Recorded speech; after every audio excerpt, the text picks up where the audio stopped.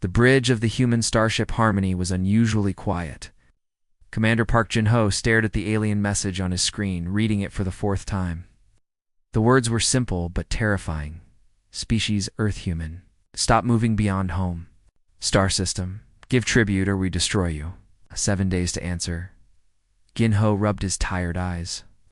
3 days ago, everything had been normal. The research station at the edge of their solar system was studying new planets. The exploration ships were mapping safe routes for future colonies. Then the aliens came. The Kethver, they called themselves. Their massive warship appeared without warning, looking like a metal mountain covered in weapons. Within minutes, they had destroyed Research Station Gamma and 2 small exploration vessels. 47 people died instantly, turned to dust by alien weapons that humans had never seen before. Lieutenant Kim Nari looked up from her communication station. Her face was pale and worried. "Sir, I'm getting more readings on that alien ship. It's bigger than anything we've ever built. Our computers can't even measure all of it." Jin-ho nodded slowly. The Kethver dreadnought sat at the edge of their solar system like a sleeping monster. Its hull was covered in weapon ports that could probably destroy entire cities. According to the emergency briefing he had received, these aliens had conquered 12 different star systems using the same tactics. They would arrive, destroy something important, demand surrender, and then take control of everything. "What does Earth Command want us to do?" Jin-ho asked. Nari checked her messages. "Admiral Lee Seung-min wants a full report on the alien ship, but our orders are to stay back and watch only. We're not supposed to get closer or try to communicate." Jin-ho almost smiled. He had been in the military for 20 years, and he knew how to read between the lines. When Earth Command said watch only, they usually meant something completely different. It meant get ready for something big. The main screen showed the Kethver ship floating in the darkness of space. It was at least 10 times larger than the biggest human warship, and its weapons could probably destroy their entire fleet without much effort. The aliens had sent additional messages over the past 3 days, each one more demanding than the last. They seemed confused that humans hadn't immediately surrendered. Sir Nari said, "I've been monitoring their communications. They're talking to each other about previous conquests. They seem to think this is routine for them." "You mean?" Jin-ho asked. "Well, sir, they keep mentioning other species that surrendered within a few days. The Morvok gave up after losing 1 space station. The Tellans surrendered after seeing a demonstration of Kethver weapons. They seem to expect the same from..." Jin-ho studied the tactical information on his screen. The Kethver had a pattern. They would arrive at a new star system, destroy something to show their power, demand tribute and submission, and then wait for the local species to surrender. It had worked 12 times before, but the Kethver had never met humans. "Send a response." "To the aliens," Jin-ho ordered. "Use standard diplomatic language. Tell them we are thinking about their request and ask them to wait for our official answer." Narice's fingers moved quickly over her controls. "Message sent, sir." They're acknowledging receipt. What the Kethver didn't know was that humanity's thinking had already started. Deep in the asteroid belt between Mars and Jupiter, mining stations were being converted into something else entirely. On Mars, the orbital shipyards had switched to emergency production schedules, working 24 hours a day. Scientists and engineers who had been working on theoretical projects for decades were suddenly receiving unlimited funding and resources. In the deepest underground facilities on Earth, military planners were opening files that had been sealed. For years, projects with names like Prometheus and Ragnarok were being dusted off and marked as highest priority. The best human minds were being gathered together with one simple goal: figure out how to fight something that seemed impossible. To defeat, Jin-ho walked to the observation window and looked out at the stars. Somewhere out there, the Kethver commander was probably feeling confident and satisfied. The aliens had conquered 12 civilizations using intimidation and superior firepower. They expected humans to be just another easy victory. They were wrong. Humans had spent their entire history fighting.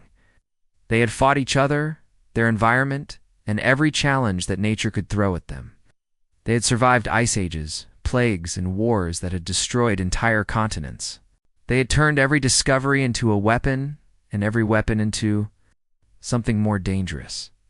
The Kethver thought they were dealing with another peaceful species that would surrender quickly to avoid destruction. Instead, they had awakened something that had been waiting for this moment for thousands of years.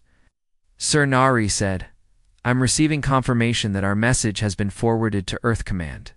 They're asking us to maintain position and continue monitoring." "Understood," Jinho replied, and Nari, "Make sure all our defensive systems are ready. I have a feeling we're going to need them soon." As the Harmony continued its patrol at the edge of human space, its crew had no idea that they were witnessing the beginning of something that would change the galaxy forever. The Kethver had asked for a message. They were about to receive one that would be remembered for generations. Captain Choi Minho floated in the observation deck of the mining platform Forge, watching something that should have been impossible. 3 weeks had passed since the Kethver ultimatum, and the asteroid belt had become the busiest place in the solar system. "How many have we finished?"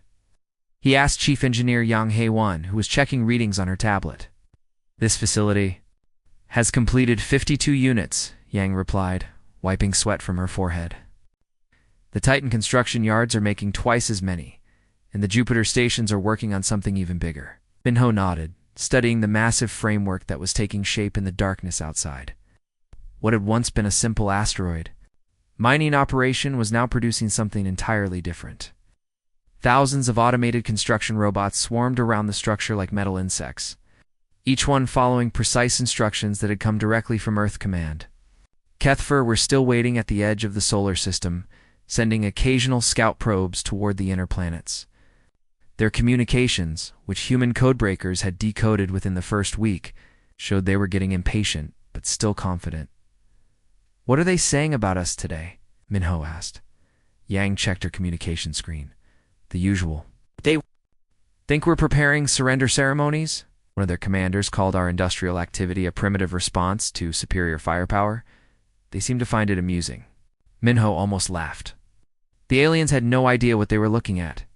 To their sensors, the increased activity throughout the solar system looked like panicked preparation for defeat. Mining stations working overtime, cargo ships moving constantly. Between planets, construction sites operating around the clock, it all seemed like the desperate actions of a species. Getting ready to give up, they were completely wrong. "Show me the production reports," Minho said. Yang brought up a holographic display that showed the entire solar system.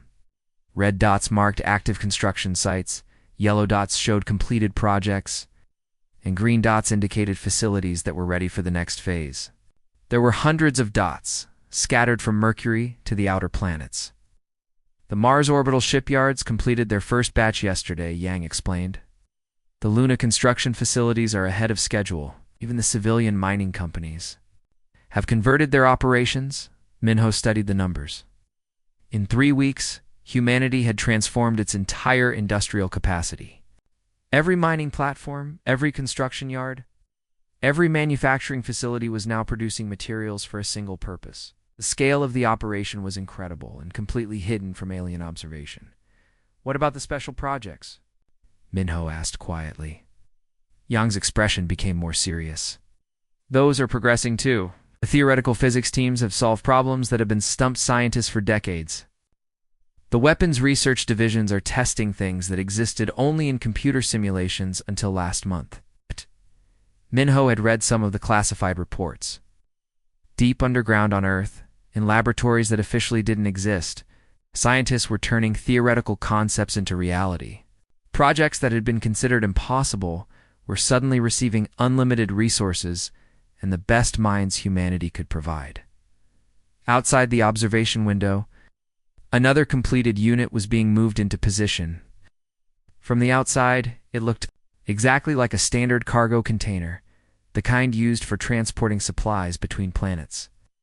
The Kethver sensors would detect nothing unusual about its composition, energy signature, or purpose. That was the point. "The aliens keep sending us messages," Yang said. "They're getting more demanding. Yesterday, they transmitted detailed instructions for our surrender ceremony. They want our leaders to appear before their commander and formally submit to Kethver authority. And what did Earth Command tell them? Same thing as always.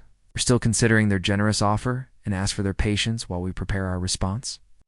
Minho knew that Earth's response was already being prepared, but not in the way the Kethfer expected. Every human colony, every space station, every military base was involved in the effort. Children were being evacuated from outer system installations. Civilian populations were being moved to protected locations. Emergency supply caches were being established throughout human space. But most importantly, weapons were being built. Not just traditional weapons, but devices that push the boundaries of human science and engineering. The Kethfer had superior technology, but they had never faced an opponent that could adapt and innovate as quickly as humans could. Sir Yang said, checking her communications again, "We're receiving new orders from Admiral Kim Soyoung. Phase 2 is beginning." Minho felt a chill of excitement. Phase 1 had been preparation, converting industrial capacity and building the basic components they would need. Phase 2 would be deployment, moving everything into position and getting ready for what was coming next. "Send confirmation to all stations," Minho ordered. "Begin Phase 2 operations immediately." Throughout the solar system, human facilities received the same message. On Mars, completed units were loaded onto transport ships. In the asteroid belt, construction platforms began producing a new type of device. Near Jupiter, massive structures that had been hidden behind the planet's moon started moving toward predetermined positions. The Kethber continued to wait, confident that the primitive humans would soon surrender. Their own experience told them that most species gave up within a month of receiving an ultimatum. The humans were taking longer than usual. The aliens weren't worried. They should have been. Minho watched as the latest batch of units was completed and prepared for transport. Each one looked harmless, designed to avoid detection by alien sensors. But together, they represented something the Kethfer had never encountered before, an entire species. Preparing for total war, the aliens had asked for humanity's answer. They were about to receive it. Commander Vextel was getting angry. 6 weeks had passed since the Kethfer hegemony had delivered their ultimatum to the humans. And still these primitive creatures continued to ignore their generous offer of survival. The alien commander paced back and forth on the bridge of his massive warship, his forearms gesturing wildly as he spoke to his officers. "They mock us," Vexel hissed through his sharp teeth. "These humans think they can waste our time with their pathetic industrial activities. Do they not understand what we are capable of?" His weapons officer, a smaller Kethfer named Grixenol, checked his instruments. "Sir, our sensors continue to detect increased activity throughout their system. Construction projects, cargo movements, mining operations. It appears they are preparing something." "Preparing to surrender, obviously," Vexel replied. "But they are taking too long. It is time to remind them what happens to species that test our patience." Vexel studied the tactical display showing human space. Several civilian ships were moving between planets carrying what appeared to be normal cargo and passengers. One vessel, a passenger liner called the Soul Garden, was traveling from the Red Planet to their homeworld. Perfect. "Ship," Vexthal ordered. "Destroy it completely. Perhaps watching their civilians die will help the humans understand our seriousness." The Kethfer plasma cannons, charged with a low humming sound. The Soul Garden had no chance to escape or defend itself. One moment it was peacefully traveling through space with 312 people aboard, including 47 children on a school trip. The next moment, it was expanding debris and glowing particles. Vextel watched the destruction. With satisfaction, send another message to Earth. Tell them this is what happens when they waste our time. Demand immediate surrender, or we will destroy more ships. The human response came faster than expected. Within hours, a single small warship approached the Kethfer fleet. It was tiny compared to the alien dreadnought, barely larger than a shuttle. The vessel transmitted standard diplomatic codes and requested permission to come alongside. "They wish to surrender in person," Grixenol reported. "Ship is called Inchin, and they claim to carry official surrender documents from Earth's command." Vextel's mandibles clicked together in pleasure. Finally, these humans were showing proper respect for Kethver power. Allow them to dock, but maintain weapons lock on their pathetic little ship. If this is some trick, we will destroy them instantly. Captain Rujay soon commanded the Enshen as it was drawn into the alien vessel's massive docking bay. The human ship looked like a toy next to the Kethver dreadnought, and Jae-soon could feel the eyes of hundreds of alien crew members watching as his vessel settled onto the docking platform. "Captain," whispered his tactical officer, "Lieutenant Park Sun-ya, are you certain about this plan? We'll be completely defenseless once we're inside their ship." Jae-soon remained calm, checking his instruments one final time. "The plan will work. Earth's best scientists have been preparing for this moment. Execute Phase 1. The Inshan's cargo bay doors opened slowly, and thousands of tiny objects spilled out into the alien ship's atmosphere. To the Kethver sensors, they looked like nothing more than debris from the docking process. Small pieces of metal and composite materials that had broken off during the ship's approach. The aliens paid no attention to the microscopic specks floating through their ship's air systems. Why would they? The particles were too small to be weapons, too simple to be technology, and too few to cause any damage. They were completely wrong. Within minutes, the nanoscale devices had spread throughout every system on the Kethver flagship. They didn't explode like conventional weapons or burn like energy beams. Instead, they began doing something much more terrifying. They started taking the ship, apart molecule by molecule. The first sign of trouble came from the engineering section, so reported a panicked Kethver technician. "We're detecting structural failures throughout the ship. Our hull is ... dissolving." Vexel rushed to his command console, but the controls were already beginning to malfunction. The microscopic human weapons had infiltrated every circuit, every power conduit, every life support system. They were methodically dismantling the most advanced warship in the Kethver fleet, broadcasting every detail of the process to the rest of the alien armada. "Impossible," Vexel gasped, watching his weapon systems shut down one by one. "How can such primitive creatures possess technology like this?" Captain Jae-sung's voice came over the communication system, calm and professional.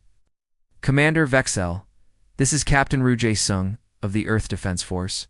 Your ship is being destroyed by self-replicating nanoscale weapons. You have approximately 10 minutes before complete structural failure. You dare attack us?" Vexel screamed. "We are the Kethver hegemony. We have conquered 12 star systems. And now you've encountered the 13th, Jae-sung replied. "The difference is that we don't surrender to bullies. We eliminate them." The Inshan detached from the dying alien ship and moved to a safe distance. Vexel tried desperately to contact his fleet, to warn them about the human weapons, but his communication systems were failing along with everything else. His last transmission was a broken message to the Kethver High Command, the humans. "They are not what we thought. They are not like the others. ... Beware." The flagship Dominion came apart like a house made of sand, its massive hull dissolving into component atoms, while the rest of the Kethver fleet watched in horror.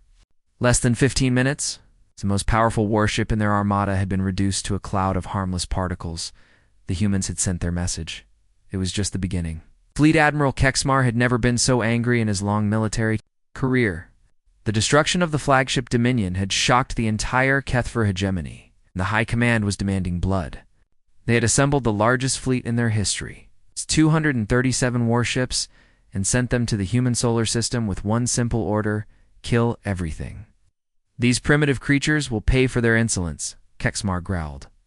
To his officers, as they approached Earth's outer defenses, "No species has ever dared to attack a Kethver flagship.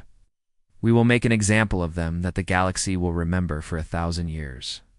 His tactical officer Morcus studied the sensor readings. "Sir, we're detecting human defensive positions throughout the system. Standard military formations. Nothing we haven't seen before from other species." Kexmar nodded with satisfaction. The humans had arranged their forces exactly as expected. Small groups of warships positioned around key installations, orbital defense platforms protecting their major planets, and scattered minefields to slow down attacking forces. It was the same defensive strategy used by every species, the Kethver. had conquered? Begin the assault, Kexmar ordered. Send the first wave of fighters to clear the outer defenses. Show them what real military power looks like. Admiral Kim So-young watched the approaching alien fleet from the bridge of the human command ship.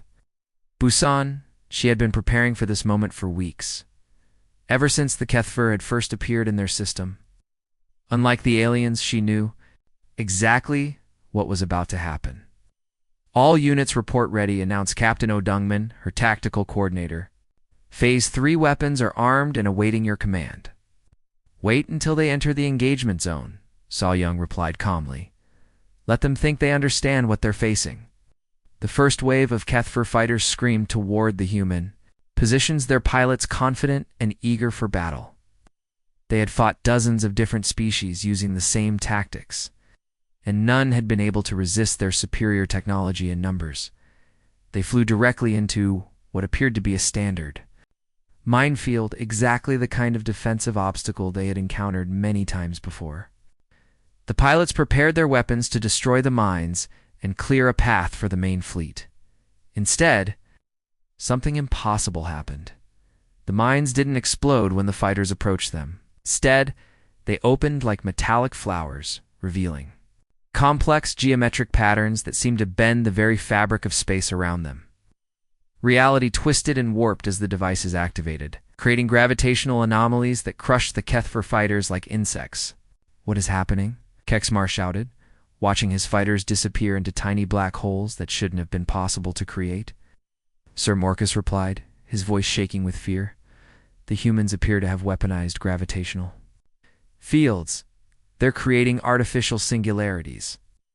The second wave of fighters tried to avoid the gravitational mines, but they ran into a different problem. The human frigates that should have been easy targets were firing weapons that converted matter directly into energy. The Kethver ship's own armor became fuel for the attacks that destroyed them. This is impossible, Kexmar breathed, watching his forces being systematically destroyed by technology that defied everything he knew about warfare. How can these primitive creatures possess such advanced weapons? Lieutenant Commander Lee Jungi smiled as he watched the alien fleet's confusion. From his position aboard the frigate Incheon Memorial, the ship had been named in honor of Captain Ryu Jae-soon, who had sacrificed his life to deliver the nanoscale weapons to the first Kethver flagship. Target the alien cruisers, he ordered his weapons officer. Show them what happens when they underestimate human engineering. The Incheon Memorial fired a single projectile at a Kethver cruiser. The weapon passed through the alien ship's shields as if they didn't exist, then began converting the vessel's hull into pure energy. Within seconds, the massive warship had been transformed into a brilliant explosion that lit up the darkness of space. Sir, reported the Kethver communications officer, we've lost over half our attack force. We haven't even reached their main defensive line yet. Kexmar stared at the tactical display in disbelief. His fleet, which had been unstoppable against every other species, was being destroyed by humans who seemed to have weapons that operated on completely different principles of physics. That's when the real human fleet revealed itself. Admiral So-young had positioned her main forces throughout the solar system, hidden behind planets and asteroids, waiting for the perfect moment to strike. Now, as the Kethvar fleet struggled to understand what was happening to their advanced forces, hundreds of human warships emerged from concealment. All units, this is Admiral Kim So-young, she announced over the fleet communication system. Operation Hammer. Show these invaders what happens when they threaten human civilians. The human dreadnoughts opened fire with weapons that the Kethver had never encountered before. Beam weapons that could slice through the strongest alien armor. Missiles that could track targets through dimensions. And defensive systems that turned enemy attacks back on their sources. Captain O'Dongman opened a communication channel too. The alien fleet. Kethver vessels. This is the human warship, Bizon. You came here expecting to find another species that would surrender to your threats. Instead, you have discovered what humans are truly capable of when we're forced to defend ourselves. Kexmar tried to order a retreat, but it was too late. The human fleet had surrounded his forces, and every attempt to escape was blocked by weapons that seemed to violate the laws of physics. How? he whispered. "How is this possible?" The answer came from Admiral Soyoung herself. "You wanted to see what humans could do when pushed to our limits. This is just the beginning." Supreme. Commander Zalvith had never experienced fear like this in his 30 years of military service. The emergency meeting of the Kethver High Command was supposed to discuss their victory over the humans. But instead, they were watching their entire empire collapse in real time. "How many fleets have we lost?" Zalvith asked, his 4 hands shaking as he gripped the command table. Intelligence Chief Mordok checked his reports with growing panic. "Sir, Fleet Admiral Kexmar's entire force has been destroyed. 237 ships gone? But that's not the worst news. Could be worse than losing our largest fleet? Sir, human warships have appeared simultaneously in all 12 of our home systems. They're not invading, they're positioning themselves as executioners." The main display screen showed tactical maps of every Kethver colony world. In each system, human fleets had arrived without warning, taking strategic positions around planets that had been considered completely safe. The speed of their deployment was impossible to understand. "How did they move so many ships so quickly?" Zalveth demanded. "Our intelligence reports said they were confined to a single star system," Sir Mordok replied quietly. "We believe our intelligence was completely wrong. The humans weren't confined to their home system. They were hiding their true capabilities." Anyone could respond. Every communication screen in the command center activated simultaneously. The image that appeared showed a human female in military uniform, standing on what appeared to be the bridge of a warship. Her expression was calm, but absolutely terrifying in its confidence. To the Kethver hegemony and any other species monitoring this transmission, the human began. "I am Admiral Lee Sun Min of the United Earth Defense Force. You demanded a message about humanity's place in the galaxy. Here it is." Zalveth tried to cut off the transmission, but his officers quickly discovered that the humans had taken control of every Kethver communication network. The message was being broadcast to every ship, every colony, every military installation. "In their empire, we are not your prey," Admiral Lee continued. "We are not your subjects, and we are not your problem to solve. We are your reckoning. You have conquered 12 star systems through intimidation and murder. You have enslaved billions of sentient beings. You destroyed our civilian transport and killed innocent people, including children, because you expected us to surrender." Oh.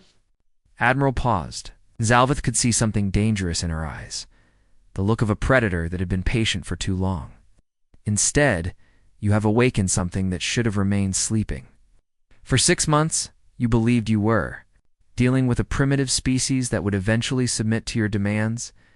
You were wrong. You were dealing with humans, and humans do not forgive those who murder our children."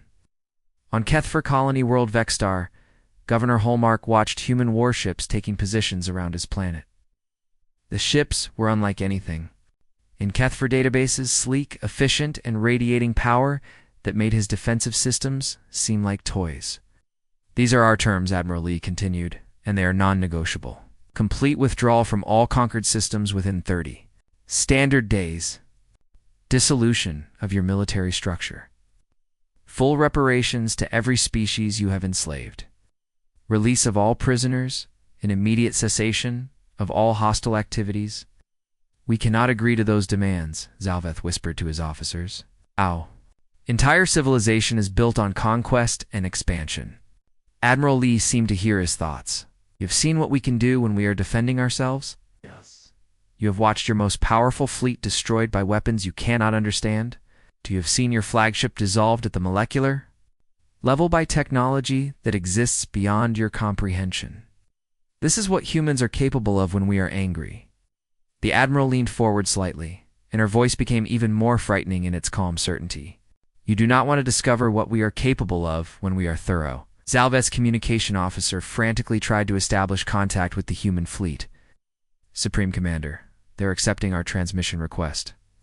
"Open the channel immediately," Zalveth ordered. When Admiral Lee's image appeared on his personal screen, he tried to keep his voice steady.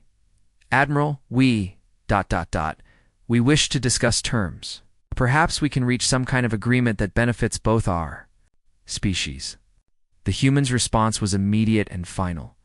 Negotiation time ended when you murdered our civilians. You have 29 days, 23 hours, and 47 minutes remaining. I suggest you do not waste them. The transmission ended, leaving the Kethfer Command Center in absolute silence. Sir Mordock finally spoke. Our analysis indicates that the entire conflict, from our initial ultimatum to the deployment of human fleets throughout our empire, lasted exactly 6 months. 6 months, Zalveth repeated numbly. They dismantled our entire military in 6 months, Sir Mordock continued, his voice barely audible. Our computer models suggest they were holding back.